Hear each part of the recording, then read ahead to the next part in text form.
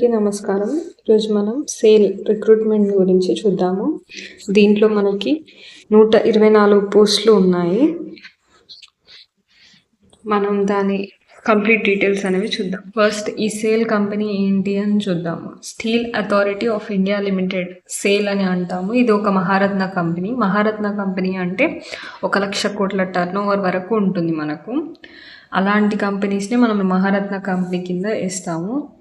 దీంట్లో మనకు అద్భుతమైన వేతన ప్యాకేజ్ ఉంటుంది, ఎన్నో ప్రయోజనాలు ఉంటాయి, మన కెరియర్ కూడా చాలా బాగుంటుంది, దీనికి ప్రమోషన్లు కూడా చాలా వస్తాయి, మరియు ఉద్యోగ భద్రత కూడా ఉంటుంది మనకు. దీంట్లో మనం జాబ్ రోల్ చూసుకుంటే మనకు మేనేజ్మెంట్ ట్రైనింగ్ ఉంది, టెక్నికల్ దాంట్లో ఇప్పుడు ఖాళీలో ఉన్నాయన్నమాట. మీరు ఉత్పత్తి, నిర్వహణ, ప్రాజెక్టు పనులు, నాణ్యత నియంత్రణ వంటి కీలక పనులు చేయాల్సి వస్తుంది. దీంట్లో 1 సంవత్సరం ట్రైనింగ్ అయిపోయాక మీకు assistant manager even grade promotion వచ్చే అవకాశం కూడా ఉంటుంది. మనం స్టార్టింగ్ డేట్ చూసుకుంటే మనకు 15 నవంబర్ నుంచి స్టార్ట్ అవుతుంది. మన లాస్ట్ డేట్ చూసుకుంటే 5 డిసెంబర్ వరకు లాస్ట్ డేట్ ఉంది. మీరు ఖచ్చితంగా మిస్ అవ్వకుండా పెట్టండి ఇది, ఎందుకంటే చాలా తక్కువ కాంపిటీషన్ ఉంటుంది, మనం కొంచెం ఈజీగా కుట్టుకోవచ్చు అనమాట. మనం వేకెన్సీస్ గురించి చూస్తే దీంట్లో డిఫరెంట్ డిపార్ట్మెంట్స్లో విభాగాలలో ఉన్నాయి. కెమికల్ ఇంజనీరింగ్ చేసిన వాళ్ళకేమో 5 పోస్టులు ఉన్నాయి, సివిల్ ఇంజనీరింగ్ వాళ్ళకు 14 పోస్టులు, కంప్యూటర్ ఇంజనీరింగ్ వాళ్ళకు 4 పోస్టులు, ఎలక్ట్రికల్ ఇంజనీరింగ్ వాళ్ళకు 44, ఇన్స్ట్రుమెంటేషన్ వాళ్ళకేమో 7 పోస్టులు, మెకానికల్ వాళ్ళకు 30. మనం మెకానికల్ వాళ్ళకి చూసుకుంటే మరీ ఎక్కువ ఉన్నాయి. మెటలర్జీ వాళ్ళకు కూడా 20 ఉన్నాయి. మనకు టోటల్ వేకెన్సీస్ చూసుకుంటే 124. కేటగిరీ వైజ్ చూసుకుంటే మనము అన్రిజర్వ్డ్ ఏమో 35 ఉన్నాయి, ఓబీసీ వాళ్ళకేమో 31, ఎస్సీ వాళ్ళకు 22, ఎస్టీ వాళ్ళకు 18, ఈడబ్ల్యూఎస్ వాళ్ళకు 18, పీడబ్ల్యూడి వాళ్ళకి 7 ఉన్నాయి. మనం ఇక్కడ చూసుకుంటే నెక్స్ట్ వచ్చేసి మనం ఎడ్యుకేషనల్ క్వాలిఫికేషన్స్ చూసుకుంటే దీనికి ఇంజనీరింగ్ శాఖలో ఏదన్నా ఒక దాంట్లో ఇక్కడ కింద మెన్షన్ చేసిన దాంట్లో 65% మార్కులు అనేవి ఉండాలి. 65% ఏమేమి ఎలిజిబిలిటీ ఇచ్చారంటే మనకు కెమికల్ ఇంజనీరింగ్ ఇచ్చారు, civil engineering, computer science, IT, MCA ఉన్నా కానీ తీసుకుంటారు, ఎలక్ట్రికల్ ఇంజనీరింగ్, ఎలక్ట్రానిక్స్ లేదంటే instrumentation engineering, mechanical engineering, metallurgy engineering. అందరికీ అయితే 65% ఉండాలి మినిమము. మనం ఎస్సీ, ఎస్టీ, పీడబ్ల్యూడి వాళ్ళకు, డిపార్ట్మెంట్ వాళ్ళకు చూసుకుంటే 55% ఉన్నా కానీ అర్హులే.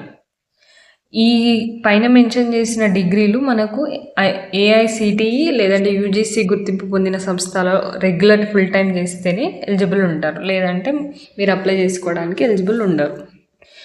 మనం రెగ్యులర్గా చేసి ఉండాలి. అండ్ ఆల్సో మనం చదివిన కాలేజ్ ఏమో ఏఐసిటి అన్న లేదంటే యూజీసీ నుంచి అయినా గుర్తింపు అఫిలియేటెడ్ కాలేజ్ అయి ఉండాలి అని అర్థం దానికి.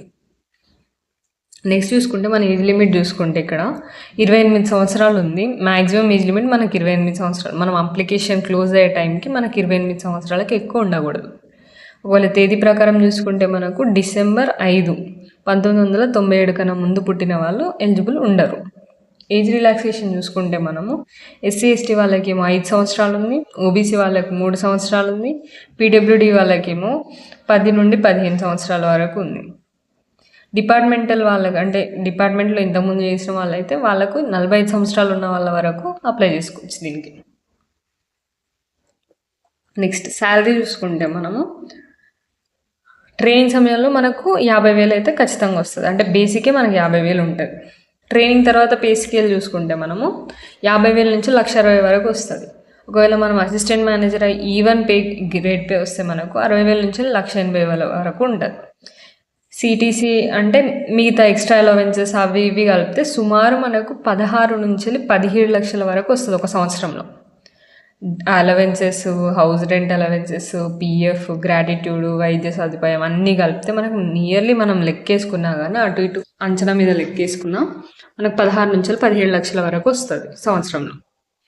జాబ్ రోల్ చూసుకుంటే మనము ప్లాంట్ పరికరాలు మానిటరింగ్ చేయాలి, ఆపరేషన్ అండ్ మెయింటెనెన్స్ చేయాలి, దాన్ని సురక్షితంగా సమర్థవంతంగా ఉత్పత్తి మనం అక్కడ ఏమేమి జరుగుతున్నాయో అవన్నీ కరెక్ట్గా ఉన్నాయా లేవా అని చూసుకోవాలి.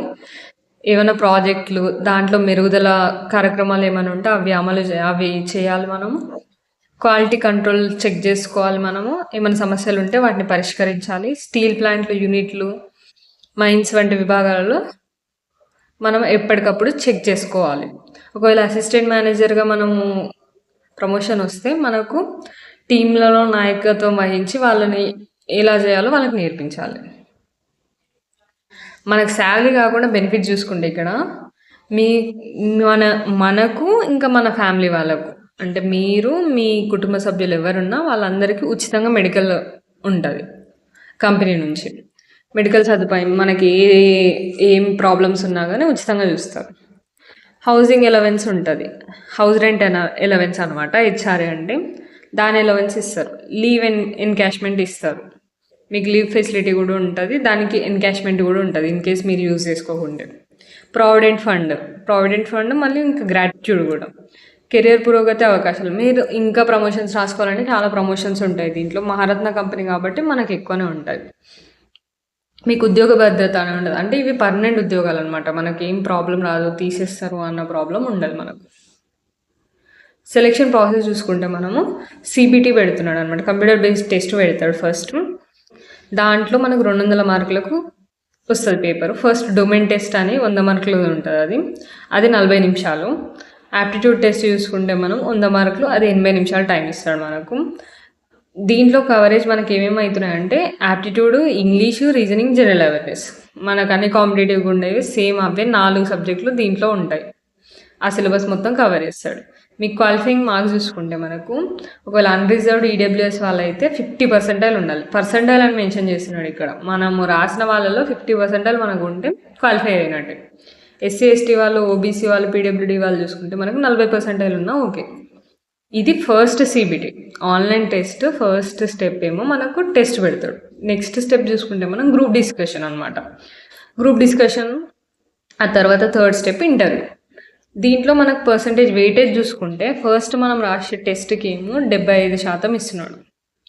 అంటే ఒకవేళ 100 మార్కులు అని మనం అనుకుంటే సిబిటి ఏమో 75%, గ్రూప్ డిస్కషన్ ఏమో 10% కన్సిడర్ చేసుకుంటాడు, ఇంటర్వ్యూ ఏమో 15% తీసుకుంటాడు అన్నాను. టోటల్ ఈ 3 కన్సిడర్ చేసుకొని సెలెక్ట్ చేసుకుంటాడు. నెక్స్ట్ ఎట్లా అప్లై చేయాలి, నేను మీకు కింద డిస్క్రిప్షన్ ఇస్తాను, అప్లై లింక్ ఇస్తాను, దానిపైన క్లిక్ చేయండి మీరు ఫస్ట్. తర్వాత సేల్ కెరియర్ పేజ్ వస్తుంది మీకు, అక్కడ అప్లై నౌ అనే ఆప్షన్ ఉంటుంది. దాంట్లోకి వెళ్ళి మీరు కొత్త క్యాండిడేట్గా రిజిస్టర్ అవ్వండి అని వస్తుంది మీకు. 1 టైం రిజిస్ట్రేషన్ అని అంటాం దాన్ని మనము. ఆ 1 టైం రిజిస్ట్రేషన్ చేసుకోండి. ఆ తర్వాత మీ డీటెయిల్స్తో లాగిన్ అవ్వండి. లాగిన్ అయిన తర్వాత మీకు అప్లికేషన్ ఫామ్ వస్తుంది. ఆ అప్లికేషన్ ఫామ్ని ఫిల్ చేయండి.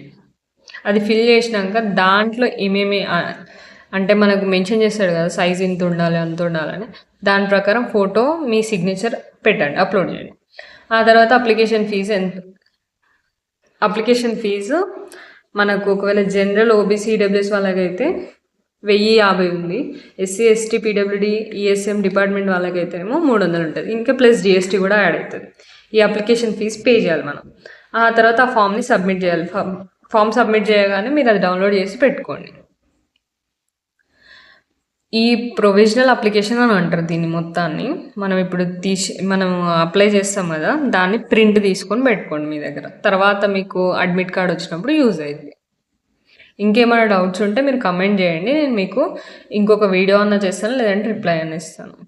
సబ్స్క్రైబ్ చేసుకోండి. Thank you for watching.